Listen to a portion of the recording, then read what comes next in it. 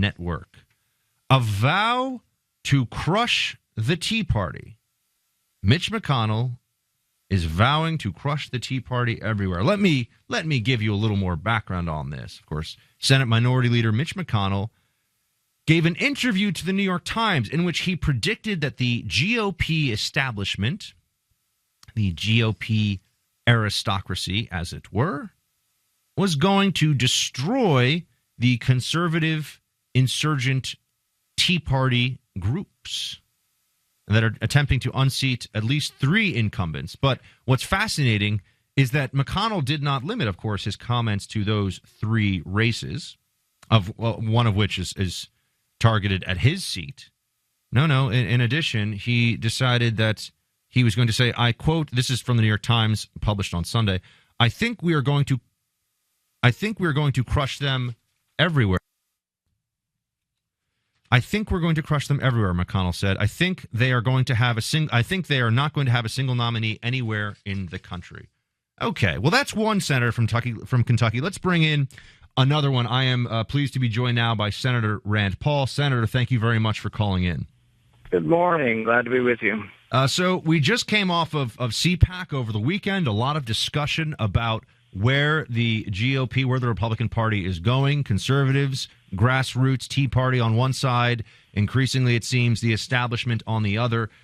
These comments, I know you may not be able to be too free in your commentary on Mitch McConnell's comments, on Senator McConnell's comments, but what do you think about this vow to the New York Times to crush the Tea Party everywhere? Well, I think the Tea Party still is a huge part of the Republican Party and really the energy of it. When I'm at CPAC, what I feel is the energy of the Tea Party, also the energy of youth.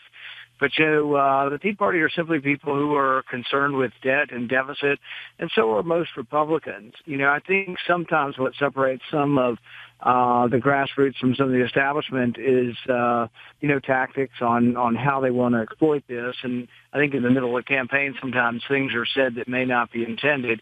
But all I can do is say that I still believe the Tea Party is a big factor and will be a big factor in the election. Now, do you think that vigorous primary contests with the clash of intra-party ideas that will bring is a constructive thing and more importantly, perhaps, is helpful in the ultimate goal of actually winning back the Senate and restoring constitutional and conservative government through elections in this midterm and then, of course, in 2016. And do you think that that's a good thing, or do you think that that's... Yeah, for the most part, primaries, I think, are a good thing. I think we need to try to keep the debate on a civilized plane so we don't damage each other so much that the Democrats take advantage. But a good, healthy debate over the direction of the party, over our political philosophy, over what needs to be done to, rein in and out of control government up here, it is and can be a healthy discussion. I had a spirited primary, and out of it, I think, came stronger.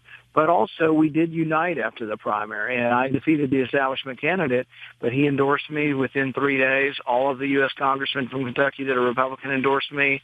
So really, there is, while there can be contention, it can't be so bitter that in the end you want the Democrats to win or you don't show up in the fall to win if your guy didn't win in the primary, because there truly is a difference. For all of our squabbles up here, there is a big difference between Republicans and Democrats, and there are so many issues, prevailing wage, right to work, tax issues, that truly Republicans are for reducing taxes, all of them, for reducing regulations, all of them, just to differing degrees and differing extents. Senator, I wanted to ask you about this notion of contentious, by the way. You've pointed out that some have mischaracterized your views on foreign policy. I have to say, even here doing the show, I've gotten a fair amount of heat from people who just love to throw around the term neocon as their way of disparaging anyone who even points out just what's happening, if you just even want to discuss what's going on in Ukraine. So I'm no stranger to people mischaracterizing the discussion, but I wanted to hear from you yourself.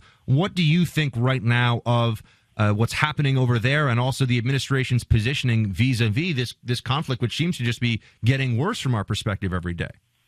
I think we should take a strong stand that we should unite Europe and the West to condemn Putin's actions. We can't allow, I think, in a civilized world, just countries to willy-nilly invade other countries and invade their sovereign territory. So, yes, absolutely, we should respond.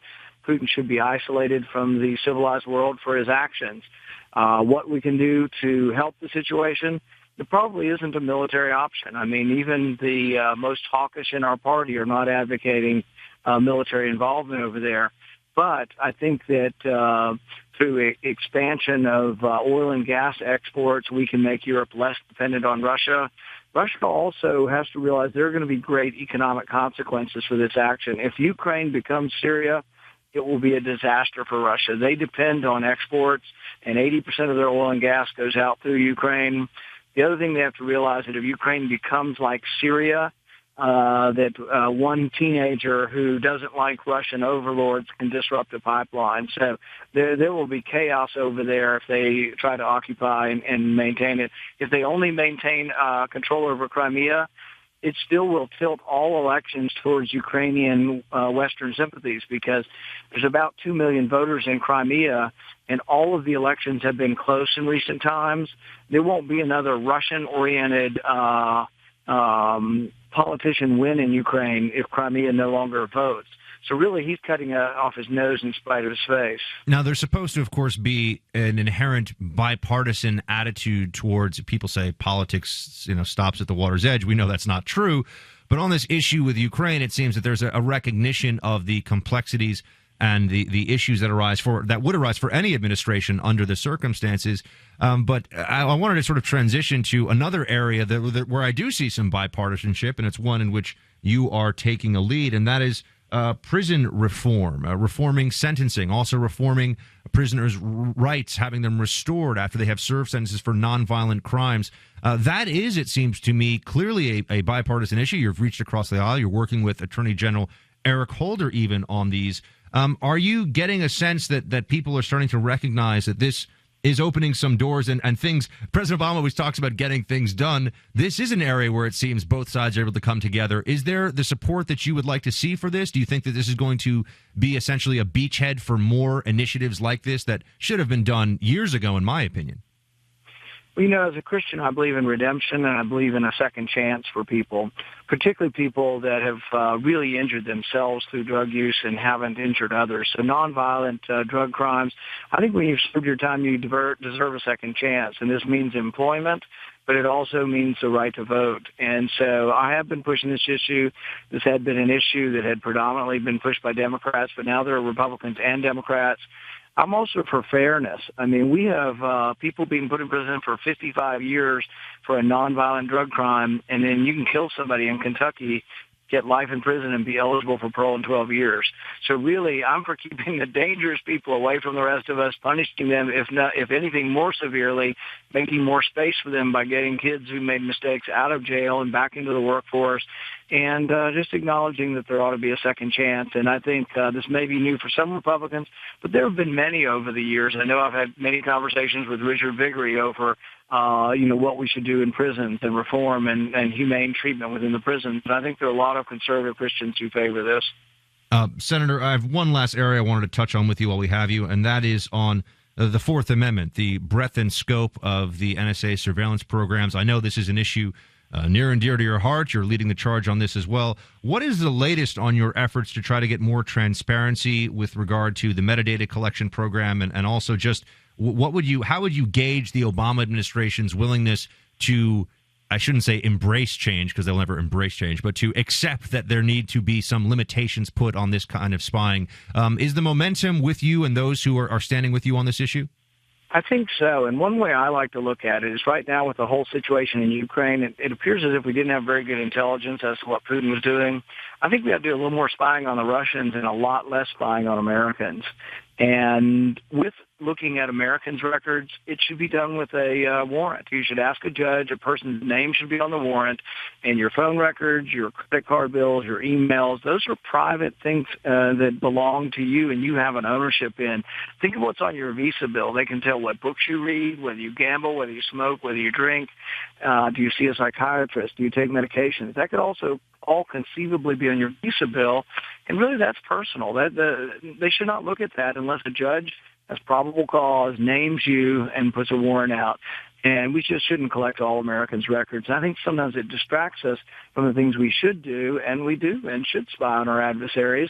And we need to spend more resources doing that than looking at American phone records. Yeah, we somehow are able to collect everything except the intelligence that would let us know that an invasion of Crimea is coming. And this is the Sonarev boys. We didn't collect anything on the Sonarev boys, and it turns out that really there was some information to be collected there. And so I think we're mistaking the things we need to do and wasting a lot of times on things that intrude on our privacy. I'm going to get some heat from my former CIA brethren, but I got to call it like I see it. Senator Rand Paul, thank you very much for calling in. Great talking to you. We appreciate your time. Thanks for having me.